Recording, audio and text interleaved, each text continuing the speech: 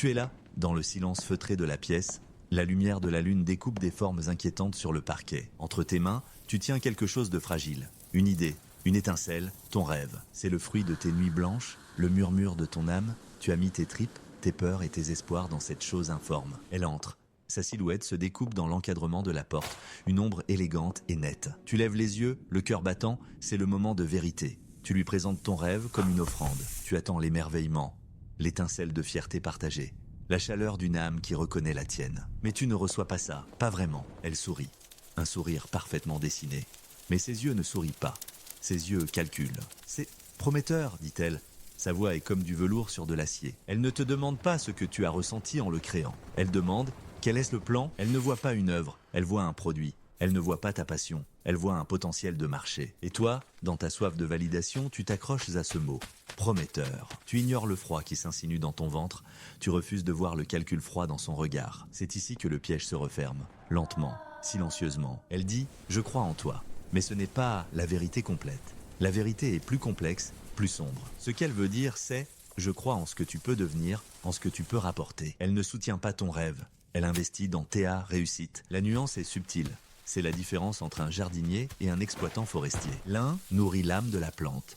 L'autre évalue son rendement en bois. Ces mots de soutien sont les briques d'une forteresse qu'elle construit autour de toi. Elle appelle ça un avenir sûr. Toi, tu commences à sentir les murs se refermer. L'air se raréfie. Ce n'est pas un accident. C'est de la psychologie. Le calcul froid que tu refuses de voir. L'amour inconditionnel est un mythe pour les pragmatiques. Pour eux, l'amour est une transaction. Le rêveur, l'artiste, le créateur, c'est un actif à haut risque, volatile, imprévisible. La réussite, en revanche, la réussite est un dividende stable, prévisible, rentable. Elle ne protège pas ton âme d'artiste des tempêtes. Elle gère un portefeuille, elle minimise les risques. Ton bonheur dans ce calcul n'est qu'une externalité, agréable si elle se présente, mais non essentielle au résultat final. Imagine un peintre, appelons-le Arthur, un homme aux mains tachées de noir et de bleu profond. Son rêve est de peindre des ciels tourmentés, des visages qui hurlent en silence la poésie du désespoir. Et Lara entre dans sa vie. Elle est comme une statue de marbre, parfaite et froide. Elle voit son talent brut, mais elle ne voit pas l'homme. Elle voit l'opportunité, la matière première d'un chef-d'œuvre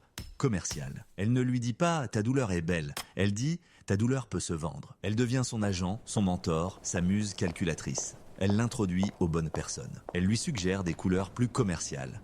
Des thèmes plus accessibles. Lentement, insidieusement, le changement s'opère. Les ciels d'Arthur s'apaisent. Les visages qui hurlaient se taisent, puis esquissent un sourire vide, commercial. Ses toiles se vendent. Les critiques l'encensent. Il devient une marque à succès. Il a tout ce qu'il pensait vouloir, sauf une chose, lui-même.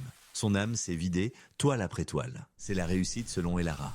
Une cage dorée, confortable et stérile. Puis vient la nuit du réveil, la fissure dans l'édifice parfait. Une pulsion, irrépressible. Le fantôme de l'artiste qu'il était revient le hanter. Il se lève, en secret. Il sort une vieille toile, les couleurs sombres qu'il avait bannies. Et il peint. Pour la première fois depuis des années, il ne peint pas pour vendre.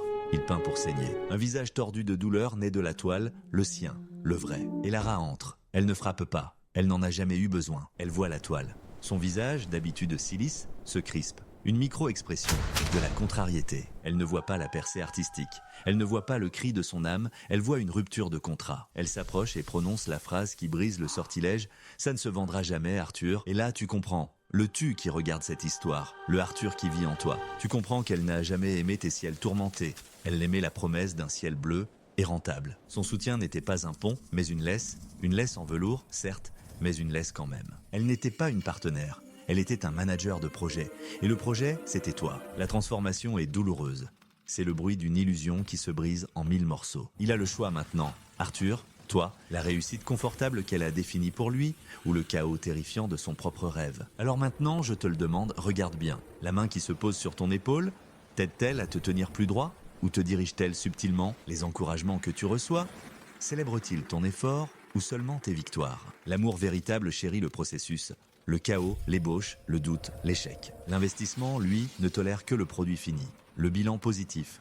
Le retour sur investissement. Elle ne soutient pas ton rêve. Elle le monétise. Elle ne t'aime pas toi. Elle aime la version de toi qui réussit. Et la question la plus terrifiante demeure, en acceptant son investissement, ton rêve est-il encore vraiment le tien ou es-tu simplement devenu le plus beau rêve de quelqu'un d'autre?